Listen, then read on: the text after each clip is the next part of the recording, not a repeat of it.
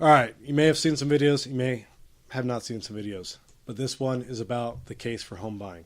And why don't you tell people what the show is and who you are? that's a good idea. So this is the Joe Tells You Show, and that is Taylor. And we work together on all of these great productions from Flip Monkey Media. And this is Joe Tells You, we tell you, let me rant, blah, blah, blah. Taylor, save me. The Joe Tells You Show, the Let Me Rant, and the We Tell You No, Show. I got it. That was good. I did get it. Okay. And we are to assume that you are Joe in this show. Is that correct? Yeah, I'm Joe. Yeah, that's there me. You go. I'm the one. Okay. There you go, kiddo. So you got it, guys. Thank so you. I'm Joe, and I'm going to tell you the case for home buying. So I really get pissed off about this one. This one really. It's not Let Me Rant. This is Joe Tells You. This is. I know. I really want to rant This is about the border. it. But I'm really gonna lay into this camera right now. But you hear a lot of things about buying homes and why you should or shouldn't buy homes, and it's very upsetting to me because the best ways in this country that we live in to save money and earn money for retirement is we have lots of them, right? We have 401k, we have pension, we have retirement from your company or plans. We have annuities, mutual funds, stocks, bonds, investments, IRAs. We have Roth IRA. We have all kinds of ways to save money for retirement. And one of the biggest ways we would save money before was buying a house. Families, the government has incentivized home buying so that you would buy a house so you can have a home for your family and that you can sit down, have kids, have stability, have a community, go to school. Everything's set up around the home buying system. I'd also like to point out that our previous video last week on Joe Tells You about building credit affects this as well. Oh, yeah. They all kind of like go together. So, like, if you could watch this one and you go, well, I don't know what he's talking about, so I'm going to just not stop watching their videos. We actually put it in the other video, so you have to watch the other ones and find out the answers for that. Like, we thought about all that stuff, so. Yes. Yeah, we're good. Clever editing. Yeah, we did all of that stuff. So, home buying. You hear a lot of this stuff, and man, I saw an episode of Adam Ruins Everything. I was really pissed off at him because he was saying not to buy a home. This is not a Let Me Rant. It is not Let Me Rant, but listen. So, here's the deal, is that buying a home could be really good for you, and it could be really bad for you. And I'm going to tell you how it could be really good for you and the ways to get a home and to get one affordably and how you can stay in one. Now, here's the case for buying a home, and I'm going to tell you. Joe Tells You, hence the name. It all goes together. It's great. Taylor? Believe him. Joe Tells You. 2 minutes of... I see that anger in your eyes, and I don't want to feed on it. I know. So let you go. He'll make me go on these things. He knows how to do it. Don't trust me. He will do it. So, buying a home. You guys, girls, I'll go through the list of genders. People in general. And gender list and qualifications. I reference all of you in good-heartedness. Buy a home. All of you. Every one of you.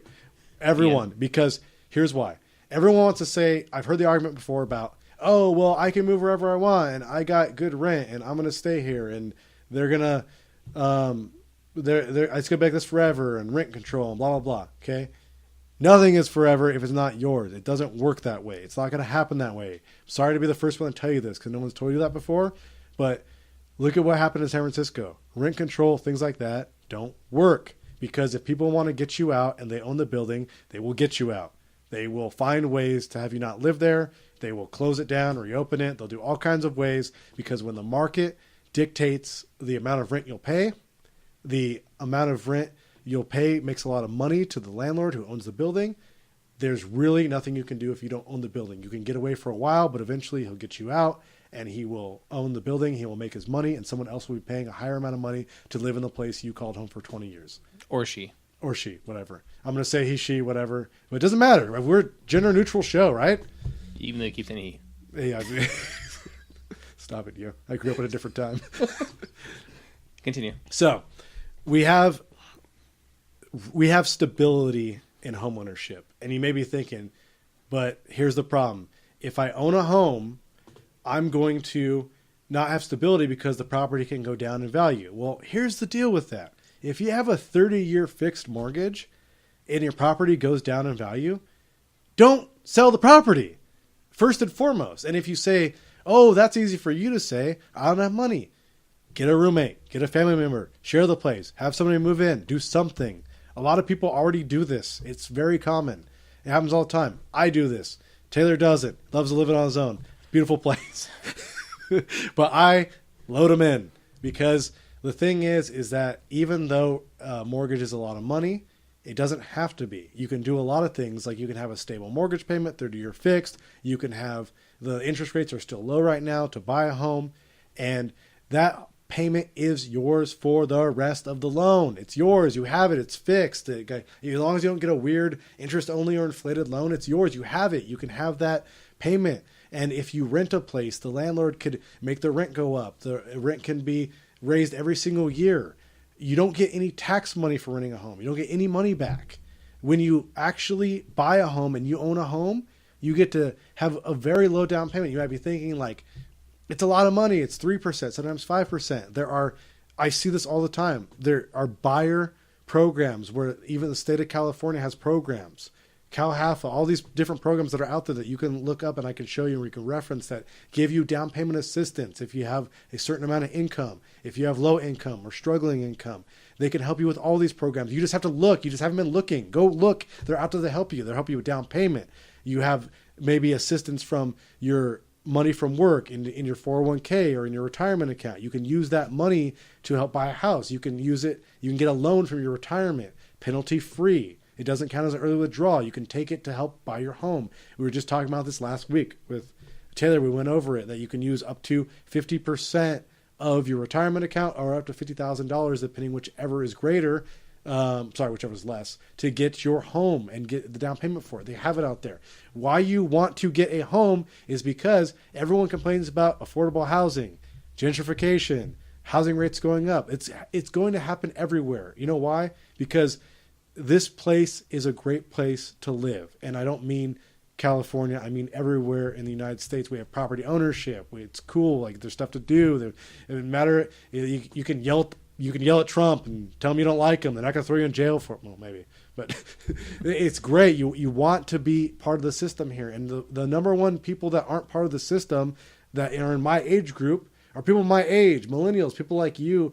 Like, you're not in. Why? Like, people all over are buying homes, and they're not my friends that I grew up with a family. And homes are still, the interest rates are low, and there's great advantages, and there's the properties that you could still get for cheap. But you guys don't realize it. Guys, women, everyone, you don't realize it. Get a home now. You can do it.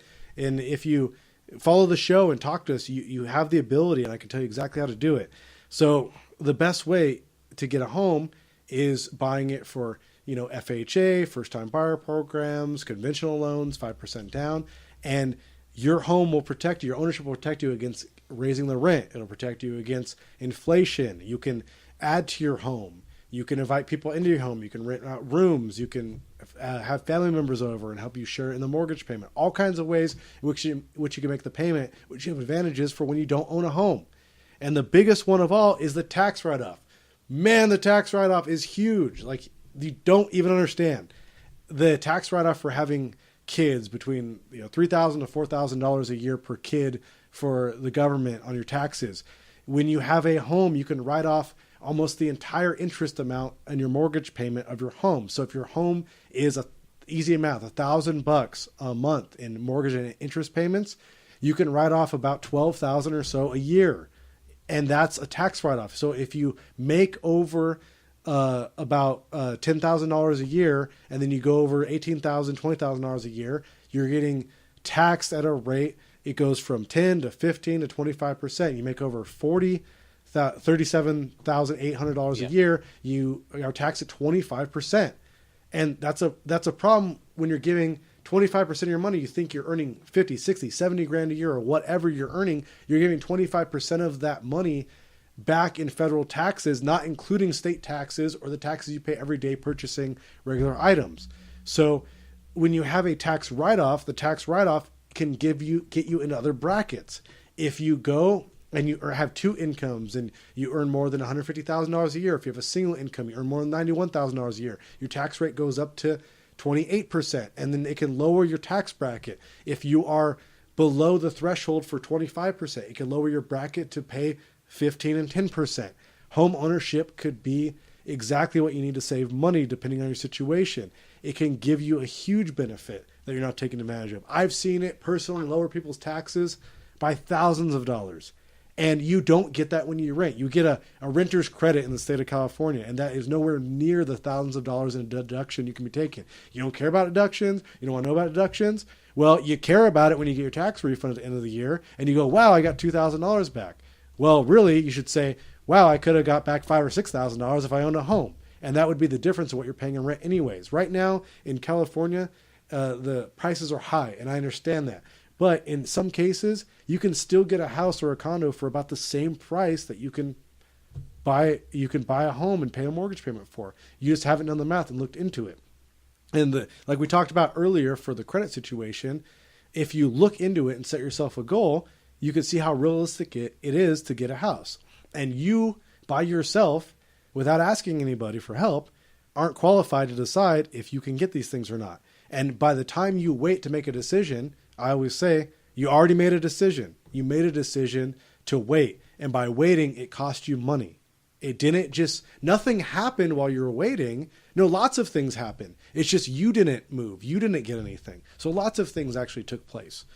So there's actually more stability in owning a home than renting a home because it is your home.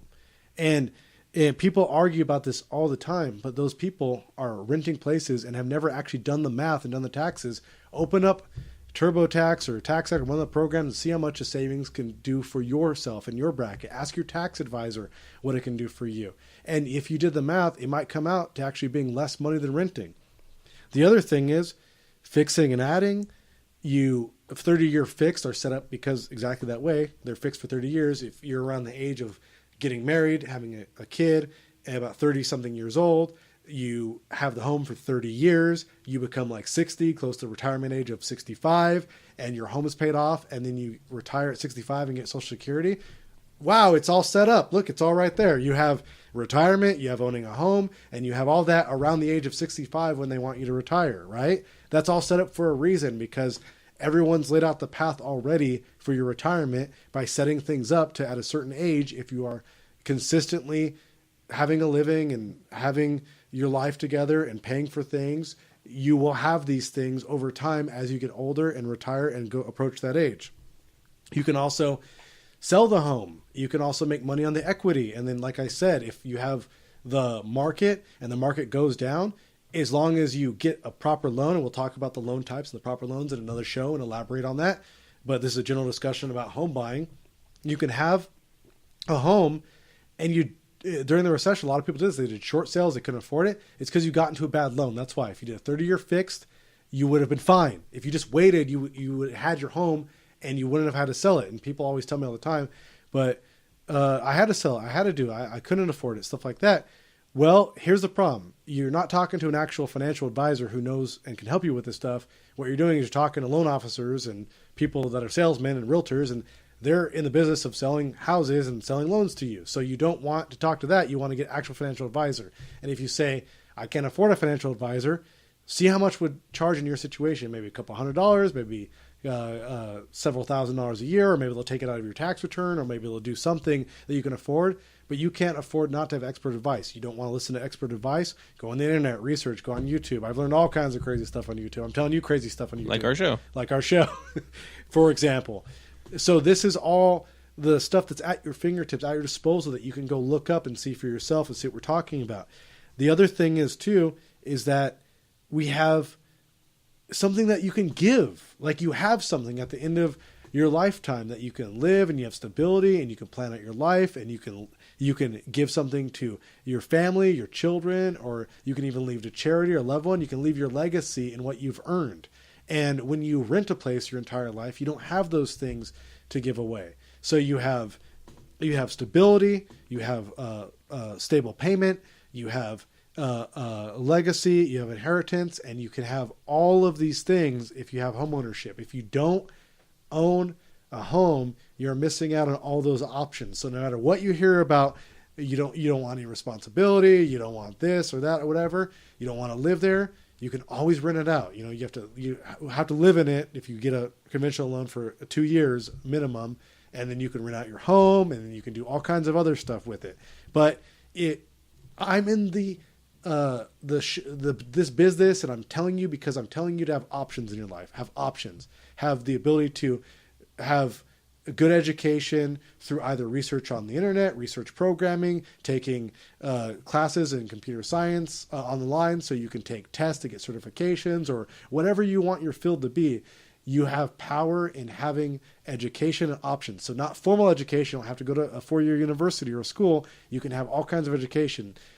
Taylor has education through A+, Network Plus, computer science stuff, 10 classes online. Yes. And he has a very good job. And you don't have to sit there and go to a sit-down 4-year university to take general ed to get this stuff. You can have a very good life and a career by doing a very minimal amount of studying and work to get certification. So we're going to talk about different things like that going on. If you have any questions about how to obtain a home, if your credit's good enough for a home, you can throw those in. We'll talk about it on the We Tell You show. That was my quick, I'm going to tell you to buy a home. But we have lots of these things coming up. So if you guys want to add to anything about that, the minimum, I would say, like for advice on this stuff, if you didn't have a savings and didn't have a 401k, stuff like that, if you could save a couple $100 a month, like if you could save a couple $100 a month, let's just say you save $200 a month, right? It's $2,400 a year. You can save a couple $100 a month, right? You're probably wasting it on something right now. Food, whatever, right? You save $2,500 or thereabouts a year in a savings account. In 4 years goes by really quick, you have $10,000. That's more than enough for a down payment to start your life out. Like you could do that right away with that. You know, FHA will get you there on most properties. And even if it's not California, which is the harder ones because it costs more money, New York, stuff like that, anywhere in between the rest of the country, you can start out by easily doing that. And if you're telling me that it's hard and you're telling me you can't do it, come on, seriously, I challenge you. Tell me what you spend your money on. I do this all the time, right? Tell me what you spend your money on. Tell us what your budget is. Tell us what your monthly bills are. And I'll show you exactly where you can fit that savings in. So this is Joe, and I'm telling you, you need to buy a home. And that's Taylor. And he's telling me to tell you, to tell them, and to tell I to wrap up.